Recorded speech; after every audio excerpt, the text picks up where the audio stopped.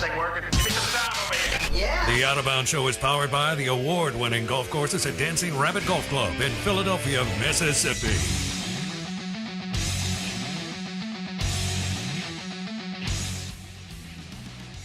All right, don't forget this weekend, Saturday, 10th annual Mudbugs Bash. It's the one at the Reservoir on Old Fannin Road. Mudbugs Bash, crawfish, and all that jazz. Live music from noon until 11 p.m. 10 p.m., excuse me. And it's going to be a big party and a ton of fun at Mudbugs at the Reservoir. Best crawfish and shrimp in Mississippi. Live music all day. 10th annual Mudbugs Bash. Crawfish and all that jazz. And yes, they have Yingling, America's #1 lager, on tap at Mudbugs, which is absolutely delicious with crawfish and shrimp. Enjoy a Yingling later this afternoon. Our friend Mike Detillier joins us, NFL Draft Insider, Saints, WWL Radio TV New Orleans. We're going to drop a little audio here and then bounce it off Mr. Mike Detillier. This is Jimbo Fisher answering or not answering. Is Bobby Petrino going to call plays? And what about who makes the play calls? Would that be him or you? Yeah, I mean, we'll go through that as we go. Go back to the back. Plan on him making calls. Plan on him calling plays. I have no problem with that at all. Okay. Mike Detillier joining us on the Farm Bureau Insurance guest line. Mike D., how long do you think this marriage will last? That's not a ringing endorsement, Bobby Petrino, if that's how you want to look at it. Okay, it's Jimbo's ego getting involved here. That's just part of it. And I've known him for quite some time, and I get it. He understands the situation he's in. Wouldn't be for that contract, he'd be gone. But again, they've invested a lot of money and got a lot of people got involved with the program early. Once name, image, likeness got involved, and then he got that contract extension. He sent a Christmas card to Scott Woodward every year for the rest of his life, because there was no doubt that, and sometimes the selections you make, right off the top of your head aren't the best ones. Sometimes they are, sometimes they're not. I had no doubt when Scott made the decision to jettison Ed Orgeron that he wanted Jimbo Fisher. I have no doubt of that. And I think there were overtures made to him about coming to LSU. And it forced the hand of people at Texas A&M to give Jimbo a better deal. And I'm just telling you, it's he hired Jimbo at A&M. That they have a long time relationship as far as what I think Scott Woodward's vision was for a head coach. He wanted Jimbo. Well, it didn't work out. It's a good thing it didn't work out. It really has worked in LSU's favor. That sometimes, man, I guess how you want to say it, the real pretty gal that you chased, when you look back at it, you made the right choice with someone else. Okay, Mike Detillier on the Out of Bounds show. He knows Jimbo Fisher very well. He covered Nick Saban and Jimbo and Muschamp and that whole crew that cut their teeth at LSU in 2000, and the rest is history. Jimbo's already waffling, and they haven't even been through spring practice as to what Bobby Petrino's role is. He may as well be an offensive analyst, according to some people. And all right, Mike, over under by game 3, 4. Where is this as far, maybe even game 1 or 2? Because game 2 is at Miami, down in Dolphin Stadium. And I know Miami hasn't been good, and we don't know what Cristobal will do yet. They have players, they just can't win on the field, kind of like A&M. But actually, those two programs mirror each other very well. So where would you put the over-under on if Petrino does start the season as the play caller when it is yanked from him? Well, I think he calls plays all season long. I mean, the guy here that's walking the plank is Jimbo. It's not Petrino. I think people have kind of misread this. For whatever reason or reasons or push, Petrino's there to stay in 2023. Okay? So the guy that's on the hot seat is Jimbo. He understands that better than anyone because he has seen other people go through this, the exact same thing. And he's got to win. So if Petrino helps him win, you better check your ego at the door because you're not going to get this huge contract. You're going to be coaching somewhere else. And I think it's bottom line. He knows that he's got to hand that play calling over to Bobby Petrino and see if he can't make this work. Now, again, Jimbo has always had a vision and thought process that he wants to be the play caller, but it hasn't worked. So you have to turn that over to someone else. Okay, if it works and you win, you both share the limelight. The big question is for Jimbo, can he live with that? Because if he can't, they already have a guy that could take over. Wow. Okay. So if you had to guess, though, you don't believe this is going to work, do you? Okay, I'll put it to you this way. Either this is going to be a wildly successful hire and things will work out, or it'll be a total cluster. It'll be no in between because they have talent at A&M. Don't kid yourself that they don't. They got a lot of football talent there. I think the big question mark is, can all these egos put it together and get it done? And that to me is the bigger question mark. I didn't question the talent a year ago. Just look at come draft time, how many of those players are going to get picked? Okay, you can't come out of there with the number one recruiting class in the country. Now, again, that was something that had never happened at A&M, but to come out of there and say, well, they're not a talented team. They got talent on that team. But football is the total team sport. If you want to be an individualist, you go swing a golf club or a tennis racket. You can do a little bit of it in baseball. Okay? But football is different. It's totally different. And I think that's been the part here that's been missing. Because a couple of years ago, I said it wherever I was. I thought A&M was one of the top 4 teams in the country. They really were. They got kind of jobbed not going to that Final Four because that team was really talented. But they played like a team. Last year it looked to be there was a lot of individual play. Yeah. And not so much team play. And now all of a sudden you're getting paid, you got money in your pockets now. And that's all great and fine. I'm for that.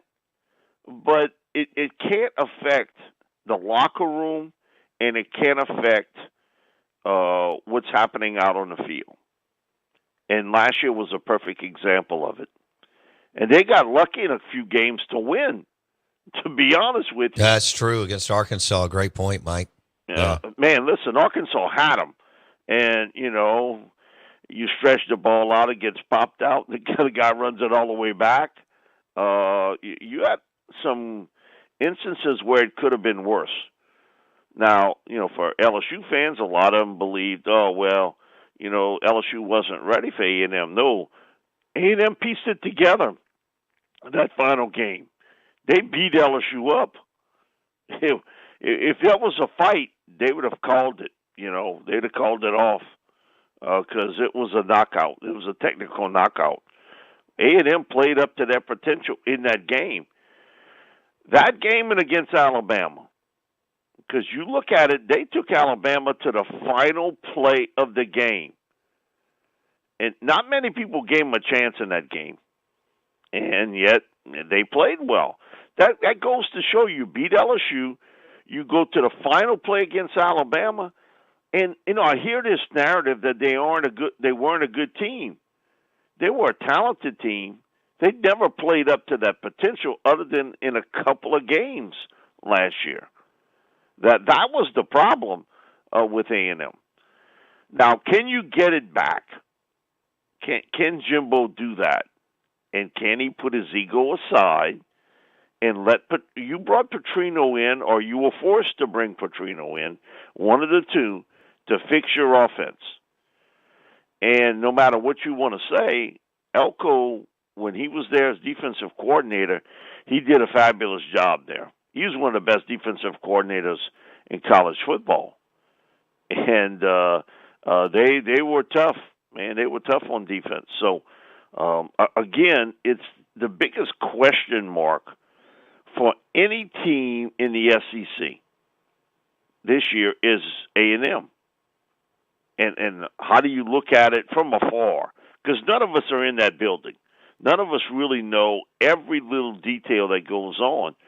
But if all these leaks and all this stuff and all these indications and comments, you talking about what we 5 months from a game indicates, things might not be too well in College Station. Mike Detillier, WWL Radio TV New Orleans on the Out of Bounds show. ESPN 105.9 The Zone. You mentioned Ed Ogeron earlier. Do you think you're close with Ed since y'all were kids? He's got plenty of money, but some coaches always have to get back in it. There's very few Jimmy Johnsons out there.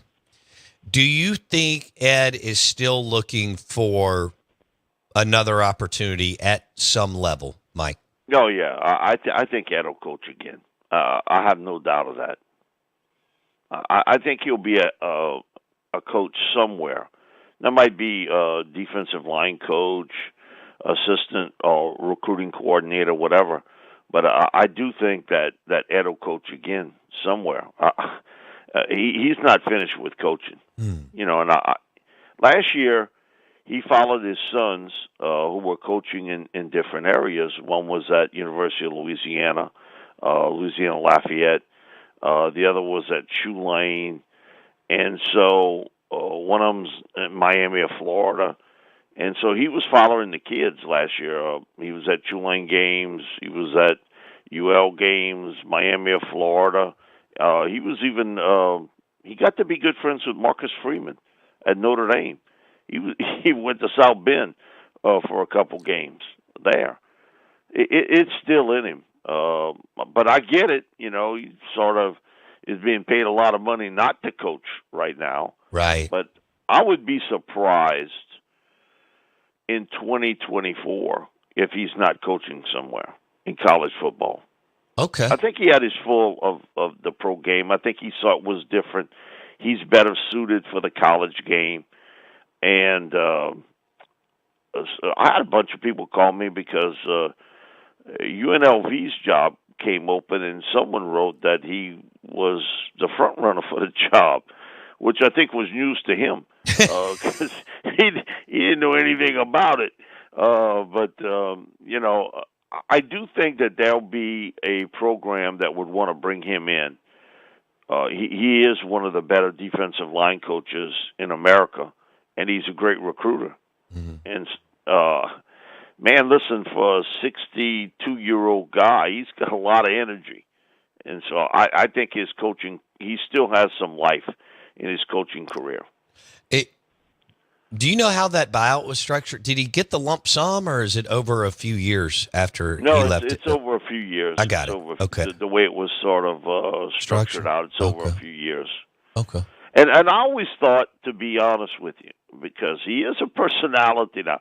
Now, when he was at Ole Miss, that wasn't the case. I don't think they saw that from him.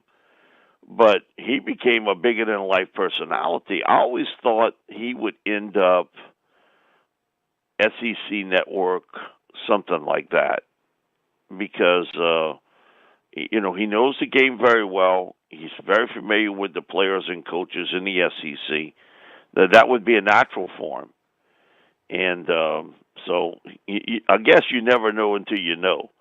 I'll never forget, we had, and this was years ago, we're doing Sports Talk with Buddy Diliberto. We had a remote, and John Madden was one of the guests. And John told the story that when he got approached by Terry O'Neill, who at one time was senior vice president of the Saints, but at this time he's at CBS Sports. He got approached by O'Neill to do color commentary for NFL games. And John told us the story. He never had a TV show, never did a radio show when he was with the Raiders. Never. He went in there cold, and he made it work. And they actually did a test kind of game. He did it with a young reporter at that time by the name of Bob Costas. Oh, wow. And wow. So John was like, Bob wasn't nervous, but I was. Because he said, I'd never done it. I'd never had a weekly radio show, never had a weekly television show with the Raiders. I understood what the media was looking for, but John made the comment, for me to think that I would get to this level, I never dreamed it. Never dreamed it. And he said, I was unconventional. The way I spoke, I sort of talked in a different language, and but it really worked after a while. It really did, and then they teamed him up with Pat Summerall. Oh, it was beautiful, and it was history after that of what they did as a tandem together. Now, John was quirky, and just a little over a week ago, we put in John Robinson in our New Orleans Touchdown Club Hall of Fame. Oh, wow. John Madden lived down the street from John Robinson. Mm-hmm. So because we exchanged some things, and we have that sort of in common. He grew up with John. 10 to 15 minutes from my house were Bobby Hebert, Ed Orgeron. And across the street from me, for about 15 years, ended up being Shane Sellers, who ended up being one of the top horse jockeys in the world. And now he's a trainer now, and he's got a place in Lexington and out in Florida. I think he still has a home in Broussard. To think of that, the four of us, in one little area, you throw a dime on Louisiana and you would hit it. And yet Robinson, and Madden sort of were, I can't say neighbors, but right down the street from one another. And that's a unique life when you have that. And it's the same thing with us, and when with Coach O and with Bobby J, who I work with now, and with Shane. Wow. And it's a unique perspective on, you saw them grow up and they saw you grow up. Wow. So your across the street neighbor, Shane Sellers, rode in the Kentucky Derby 14 consecutive times. Yeah, I know. Dang. He's had quite a life. He thought he was a singer. Purse is worth $122 million, Mike. Yeah. He's made a few nickels in his time. And he's made really good money, again, training horses. He's got an eye for it. Never forget when he moved, he told me, he said, Mike, I'm moving to the big city. I said, what city? He said, Erath. I was like, Erath? What?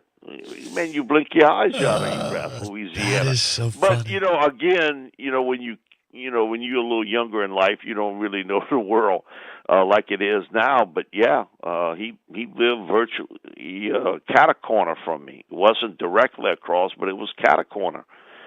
And Robinson and I started talking about it and about how, he lived that way with John. Grew up with John that way. Really? That's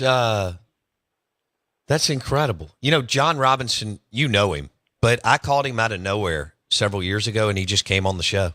Mike, couldn't have been more nice. I mean, you let me know. And I grew up watching Vince Ferragamo and the Rams and Southern Cal and all that. It's cool. He told me, he said, just don't tell the story. And I did say it because he told me not to.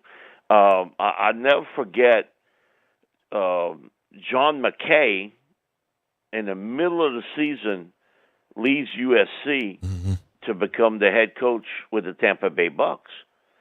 And John Robinson's named head coach. I didn't know who the hell John Robinson was. Yeah, okay, this is mid-'70s. I mean, at that time, an assistant coach, maybe you didn't know them nearly as well. And John had spent a year with the Raiders coaching for Madden.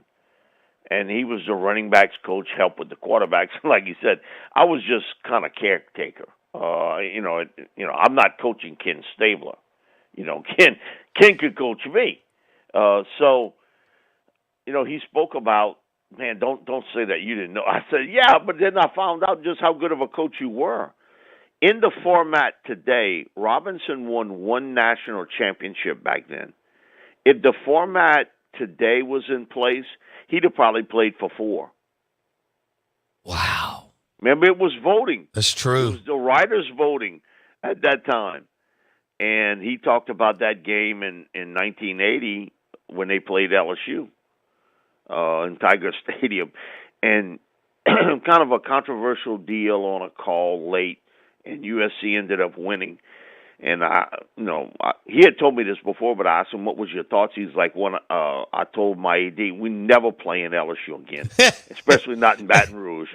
And he said, I was just looking to get the hell out of there as fast as I could. Sure. And I've been there. We were loaded.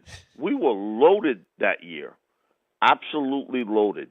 And he said, man, LSU gave us everything. And he said, man, I looked at names on that program, and it was Gajon and Thibodeau and Boudreaux, and it was like, man, those guys could play. They weren't the biggest guys, but, man, they gave us a lot of problems.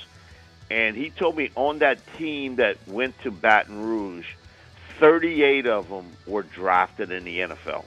Wow. We'll leave it there. Mike Detillier, WWL Radio TV New Orleans, on the Farm Bureau Insurance Guest Line. Appreciate it, Mike D. Thank you, brother. Appreciate it. At Mike Detillier on Twitter. The show is brought to you by Sound and Communications, the top quality audio and visual company in Mississippi, SoundcomAV.com. Always providing leading edge audio visual for your business, church, and sports facility.